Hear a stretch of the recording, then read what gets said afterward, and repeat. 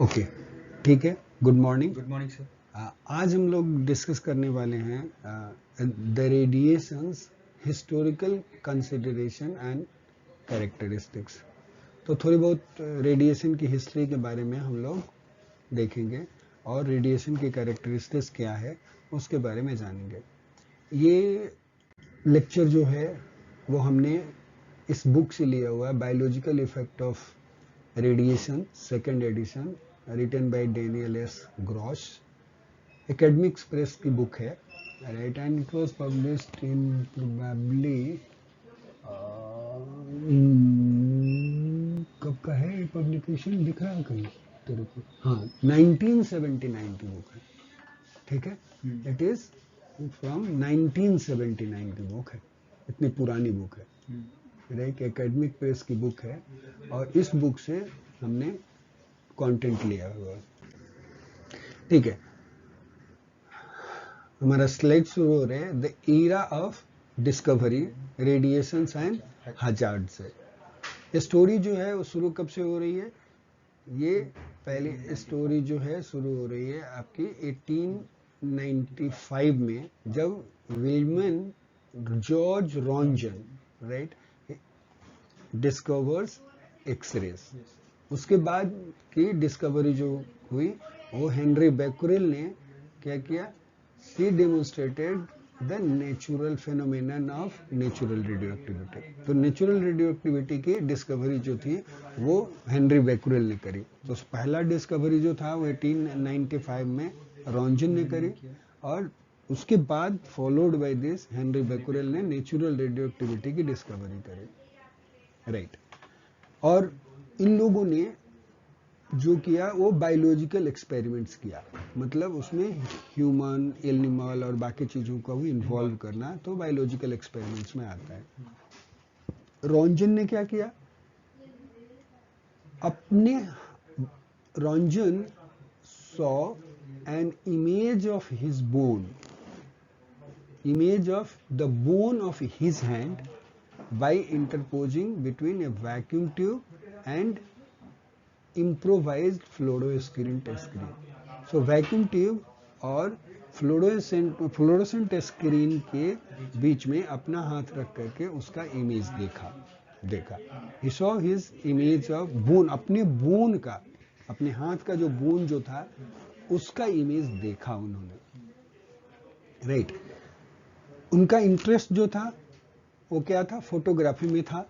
तो उन्होंने क्या किया कि जो photographic, he substituted the photographic plate, right, for barium platinocyanide coated cardboard, right. जहां जो बेरियम प्लेटोसाइनाइड कोटेड कार्डबोर्ड जो था उसकी जगह पे, हाँ, उसकी जगह पे उन्होंने फोटोग्राफिक प्लेट रखा, करेक्ट, राइट। उसके बाद उन्होंने क्या किया? एक जगह पे जो इमेज जो आता है, क्लासिकल पिक्चर जो आता है वो क्या है? Classical picture of skeletal hand with wedding ring. और ये जो था, ये प्रोटोटाइप, ये रेडियोग्राफ था जो है वो रॉन्जन की वाइफ का था, right. Has convinced that Mrs Roentgen that long hours spend in the laboratory were not in vain. मतलब बेसिकली वो वेडिंग रिंग का जो फोटोग्राफ जो था वो मिसेज रॉन्जन भी उनके साथ शायद लैब में काम करते थे और उनका वेडिंग रिंग का वो फोटोग्राफ था। और वो वहाँ पे जो स्केलेटल हैंड का जो फोटोग्राफ जो भी आया, उससे ये पता चला कि बॉडी के अंदर की चीजें हम बाहर दिखा सकते हैं जो वैसे नहीं दिखती है, स्केलेटल नहीं दिखती है। बाय यूजिंग दैट रेज हम लोग क्या करते हैं? स्केलेटन को का इमेज हम प्रोड्यूस कर सकते हैं, राइट। देखो क्या हुआ, बोला यहाँ पे कि within a month after January 1896 announcement of x-rays. देखो 1894 मतलब जनवरी 1896 में ये अनाउंस हो गया कि भाई एक्सरे प्रोडक्शन हो सकता है। और एक्सरे प्रोडक्शन हो सकता है मतलब प्रोडक्शन ही नहीं, उसके लिए एक्सरे ट्यूब बन गया। और जो एक्सरे ट्यूब जो बनाया, ट्यूब मैन्युफैक्चरर जो है शिकागो का जो ट्यूब मैन्युफैक्चरर जो था जिसने ट्यूब बनाया, उसका मेन साइंटिस्ट जो था वो उसका नाम था E.H. ग्रूबे। वो साइंटिस्ट था जो एक्सपेरिमेंट कर रहा था, करेक्ट। और उसको उस एक्सपेरिमेंटेशन के दौरान उसको सीरियस रेडिएशन बर्न हुआ, समझ गए। The physician he consulted later, right, मतलब जिस फिजिशियन को स्किन बर्न होने के बाद उसने कंसल्ट किया था, राइट, ग्रूबे ने, राइट, उस फिजिशियन ने ग्रूबे के पास, refer to Grubbe a woman with recurrent breast cancer, मतलब उस फिजिशियन ने एक पेशेंट भेजा, एक वीमेन पेशेंट, वोमेन पेशेंट को भेजा, राइट, जिसको रिकरेंट ब्रेस्ट कैंसर था। किसके पास भेजा? ग्रूबे के पास भेजा कि इसको ट्रीट करने के लिए, समझ गए। क्योंकि ग्रूबे जो था वो साइंटिस्ट था जिसने ट्यूब मैन्युफैक्चरर, जो शिकागो का जो ट्यूब मैन्युफैक्चरर, उस कंपनी के लिए वो बंदा काम कर रहा था, तो उसको एक्सपीरियंस था। तो फिजिशियन जो था उसने एक फीमेल पेशेंट को जिसको रिकरेंट ब्रेस्ट कैंसर था ग्रूबे के पास भेजा। और ग्रूबे को, वो फिजिशियन को कैसे पता था? क्योंकि फिजिशियन ने क्योंकि ग्रूबे ने उस फिजिशियन के पास अपना स्किन बर्न का ट्रीटमेंट के लिए गया था, तो उसको ये पता था कि भाई उसने इलाज हो रहा है तो आपस में एक दूसरे को जानने लगे ना, फिजिशियन भी जानने लगा ग्रूबे को, राइट। और ग्रूबे के पास वो एक्सरे ट्यूब था, एक्सपेरिमेंट करने का तो फैसिलिटी उसके पास था। तो फिजिशियन ने एक फीमेल पेशेंट जिसको रिकरेंट ब्रेस्ट कैंसर था वो ग्रूबे के पास भेजा, समझ गए। ये मतलब है, देखो अब ध्यान से पढ़ो। The physician he consulted later refer to Grubbe a women, right, a women with recurrent breast cancer. Her treatment in early 1896, इसका इस फीमेल पेशेंट का ब्रेस्ट कैंसर के लिए उसने ट्रीटमेंट किया, was the first therapeutic application of x ray, पहला था, right. Grubbe's own experience क्या था? वो fortunately caused him to use lead shielding to protect rest of her body. उसने क्या किया? ग्रूबे को पता था कि उसका स्किन बर्न हो गया था, तो उसको ये समझ में आ गया कि यार इस एक्सरे से कुछ न कुछ तो डैमेज हो रहा है। तो उसने क्या किया कि लेड सील्ड लगा करके, राइट, एक्सरे को सारे बॉडी को उसको कवर को, सारे बॉडी को उसको प्रोटेक्ट किया, एक्सेप्ट ब्रेस्ट को इरेडिएट किया था। ब्रेस्ट पे ही एक्सरे डाला, बाकी को लेड सील्ड से प्रोटेक्ट कर दिया था, राइट। तो यही बोल रहा है, Grubbe's own experience fortunately caused him, right, to use lead shielding to protect rest of her body, while investigation into applicability of for selective destruction of cancer had begun, मतलब उस समय पे अब ये शुरू हो गया। इस एक्सरे थेरेपी के बाद लोगों ने सेलेक्टिवली कैंसर को मारना है, इसी एरिया को एक्सपोज करना, वो चीज शुरू हो गया। अनफॉर्चुनेटली बोला, unfortunately not all scientist use adequate shielding, लेकिन सारे साइंटिस्ट, बाकी साइंटिस्ट जो एक्सपेरिमेंट कर रहे थे, मतलब ट्रीट कर रहे थे, उन्होंने एडिक्वेट जितनी सील्डिंग चाहिए थी वो सील्डिंग नहीं यूज करी। ये मतलब हुआ, ठीक है। आगे चलो।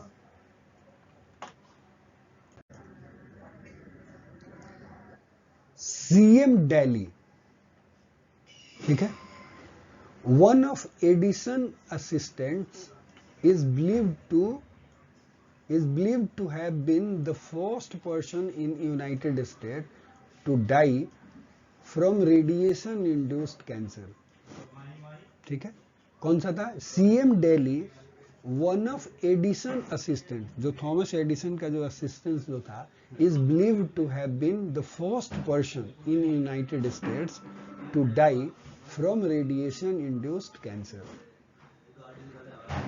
By 1922 एक commemorated by the Hamburg Germany Memorial, 169 radiological pioneers from many different countries had died as a result of their exposure to the subject of their investigations.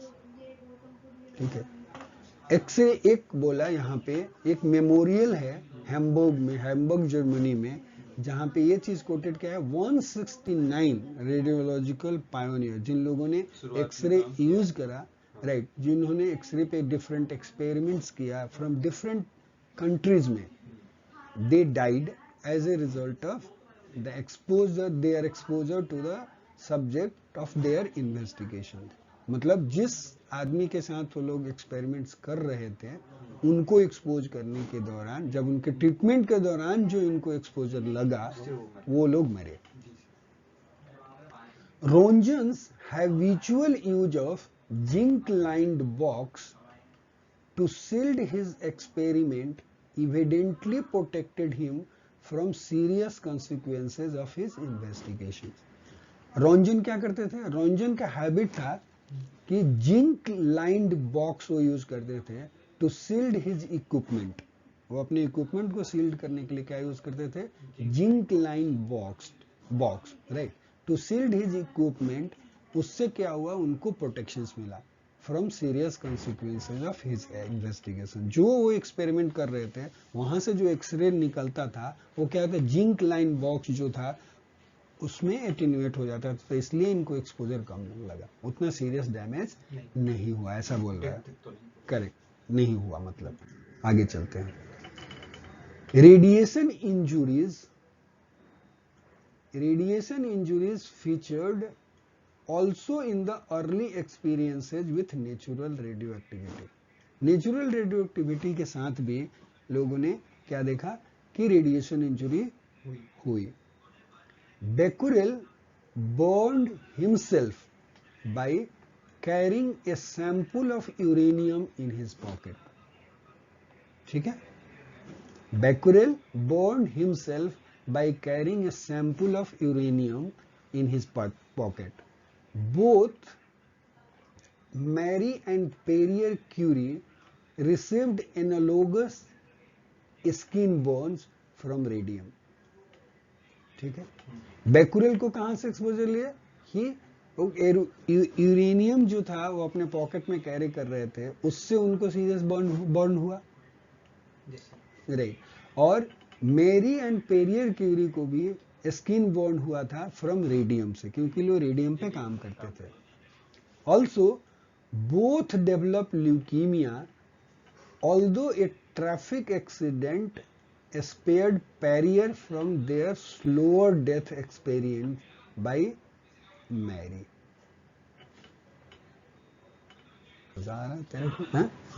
ठीक है, तो यहाँ पे क्या लिखा है इसने, बोथ डेवलप ल्यूकीमिया दोनों को हुआ, मेरी क्यूरी को भी और पेरियर क्यूरी को भी. लेकिन पेरियर क्यूरी जो थे उनका एक्सीडेंट में डेथ हो गया, राइट, और मेरी क्यूरी जो थी वो उनका ल्यूकीमिया से, राइट.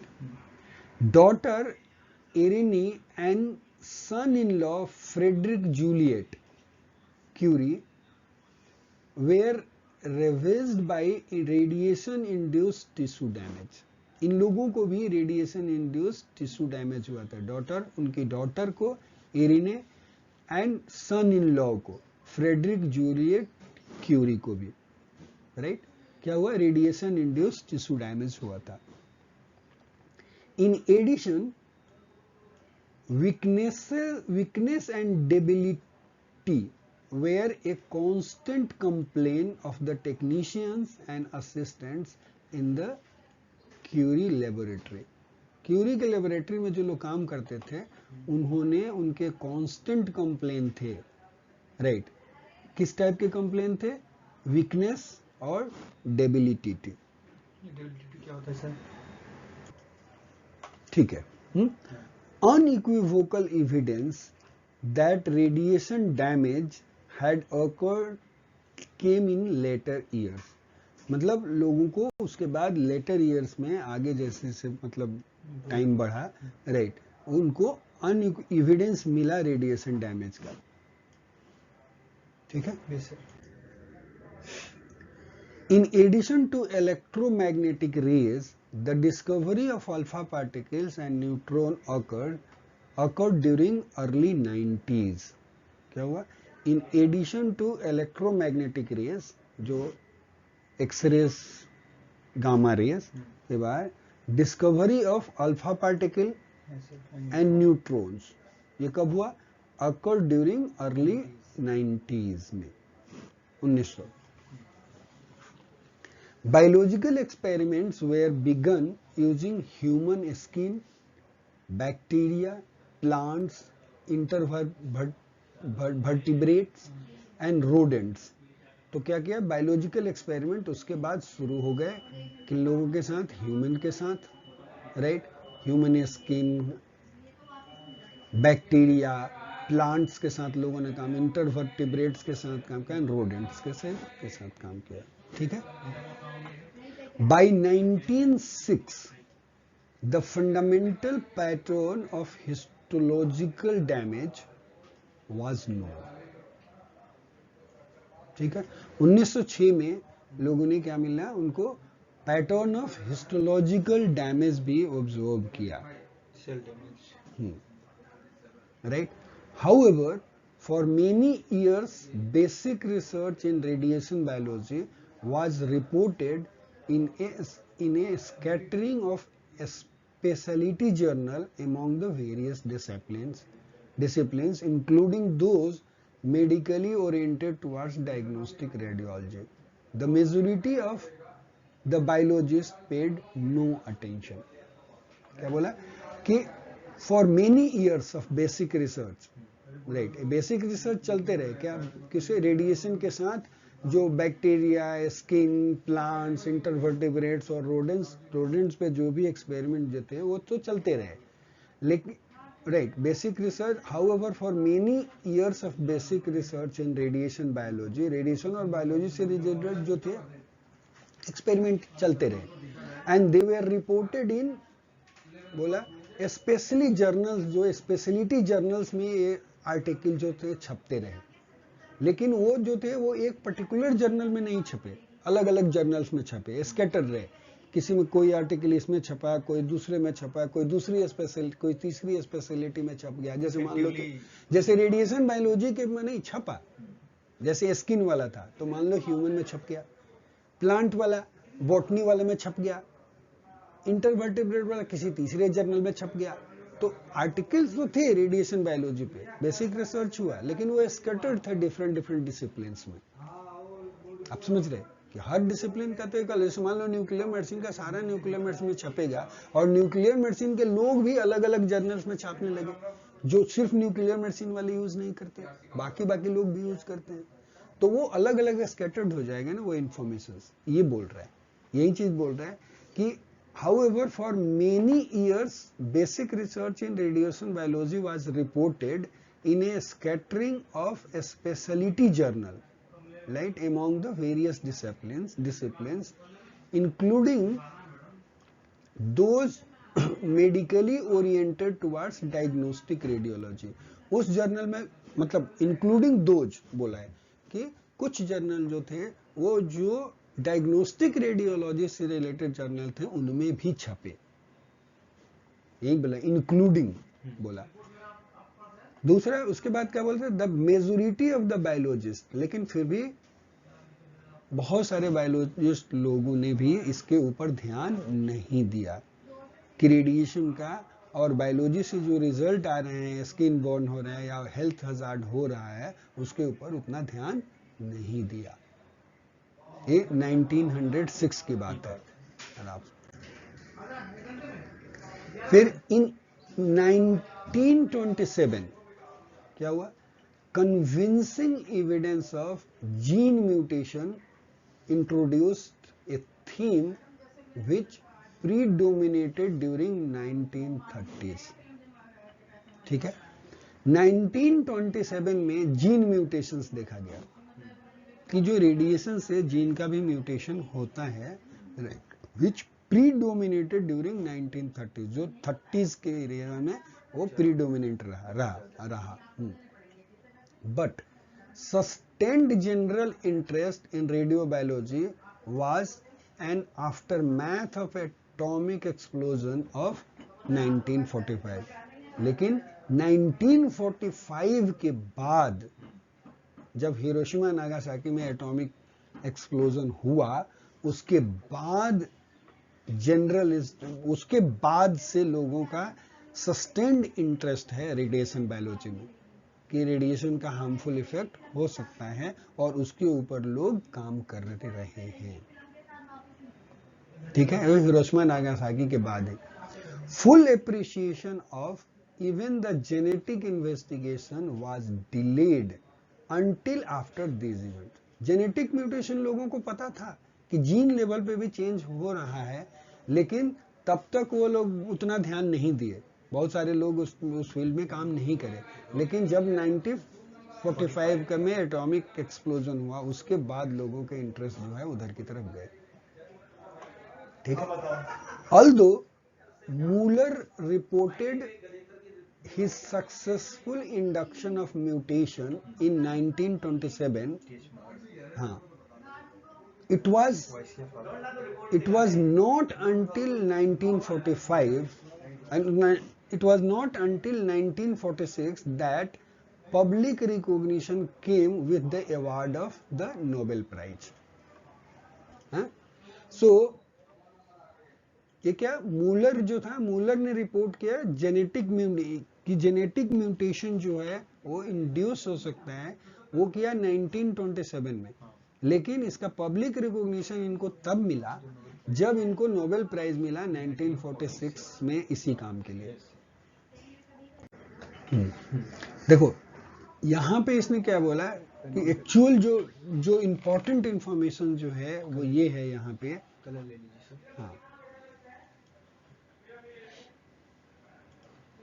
ये देखो, ये बोला पहले कि ड्यू टू सिक्योरिटी रिस्ट्रिक्शंस था पहले, क्योंकि वो एटॉमिक एनर्जी जो है associated with development of atomic energy, ताकि उसका कोई मिसयूज ना कर पाए, तो उसको बहुत सारे रेस्ट्रिक्शंस थे। तो इसलिए लोग ना, जो पब्लिकेशन जो होना चाहिए वो उतना नहीं हो पाता था। लेकिन जब वर्ल्ड वॉर 2 की बात आई, उसके बाद से there was a publication hiatus during and immediately after World War 2, right. उसके बाद जो है इन अर्ली मतलब 1950s में क्या हुआ, लोगों ने फिर the declassification of extensive information and shift from military application to fundamental questions stimulated a surge of publications। देखो पहले तो सिक्योरिटी रीजन था, तो एटॉमिक एनर्जी को पीसफुल कैसे यूज करना वो कुछ लोगों के ये में था, सीमित था, और फिर मिलिट्री वाले ही उन चीजों को यूज करते थे, तो बहुत सारे लोग जो थे उसमें पार्टिसिपेट नहीं कर पाते थे। लेकिन 1950s के आसपास में लोगों ने मतलब उसको समझने की कोशिश करी कि भाई ये फंडामेंटल कैसे रेडिएशन डैमेज हो रहा है, बाकी चीजें क्या हो रही हैं, उसको समझना जरूरी है।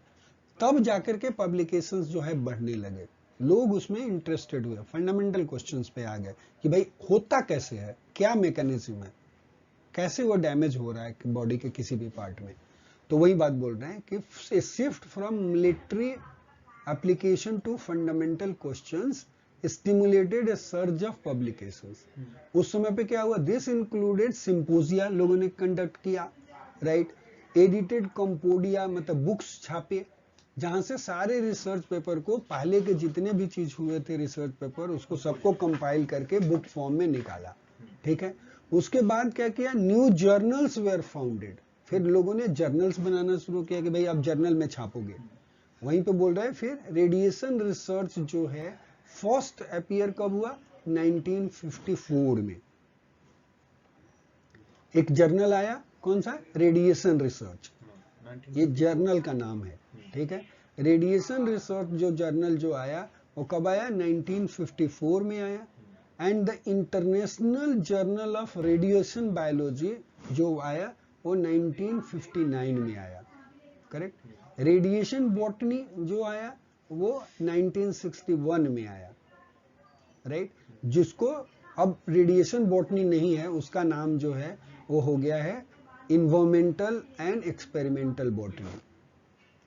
ठीक, वो 14 साल के बाद ना उन्होंने चेंज कर दिया था, एक्सपेरिमेंटल बॉटनी, रेडिएशन बॉटनी का नाम क्या चेंज कर दिया था, इन्वायरमेंटल एंड एक्सपेरिमेंटल बॉटनी, ठीक है। Yes, sir.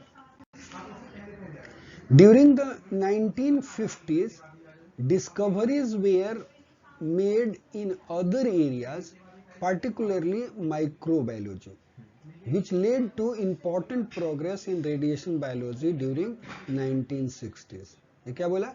During 1950s जो डिस्कवरी अदर एरिया में भी डिस्कवरी शुरू हो गई, राइट। जैसे उसने दिया पार्टिकुलरली बोला मोलिकुलर बायोलॉजी में डिस्कवरी शुरू हुई, विच लेड इंपॉर्टेंट प्रोग्रेस। अब उसके बाद जब मोलिकुलर बायोलॉजी में हुए तो रेडिएशन बायोलॉजी और पिकअप करना शुरू किया, right. This included the translation of genetic code, techniques to study the biochemistry and fine structure of cells and methods for determining survival of individual cell in vitro and in vivo, cell survival करवा गया फिर, right. तो ये सारी चीजें molecular biology जब develop हुई, उसमें एरिया शुरू हुए, तब जाके के रेडिएशन बायोलॉजी में बूम आया और वहां पे ये चीजें डेवलप हुई। क्या हुआ? Translation of genetic code, techniques to study biochemistry वो डेवलप हुई, फाइन स्ट्रक्चर ऑफ सेल्स वो डेवलप हुआ, and methods for determining cell survival कर, इंडिविजुअल सेल्स जो है वो कैसे सर्वाइव कर रहा है उसके बारे में स्टडी हुई, इन विट्रो भी और इन वाइवो भी। During the 1960s a quantitative approach developed towards the understanding of factors which affect radio sensitivity। देखो ये बोल रहा है कि ड्यूरिंग 1960s एक क्वांटिटेटिव अप्रोच मतलब क्वांटिफाई करना शुरू किया उन्होंने, नंबर्स में कन्वर्ट करें। एक तो होता है क्वालिटेटिव, मतलब देख करके आप रिपोर्टिंग कर रहे हो, विजुअल चेंजेस क्या हुआ, यहां पे इन लोगों ने क्वांटिफाई करना शुरू करा, right. So quantitative approach way develop towards understanding of various factors, वो फैक्टर्स जो सेल की रेडियो सेंसिटिविटी को अफेक्ट करते हैं, उसको क्वांटिफाई करने का मेथड लोगों ने डेवलप किया कि उसको नंबर में कैसे कन्वर्ट किया जाए, राइट। और कौन कौन से फैक्टर्स जो हैं वो सेल की रेडियो सेंसिटिविटी को अफेक्ट करते हैं, उसको क्वांटिफाई करने का काम शुरू, ठीक है। And it started during 1960s में, राइट।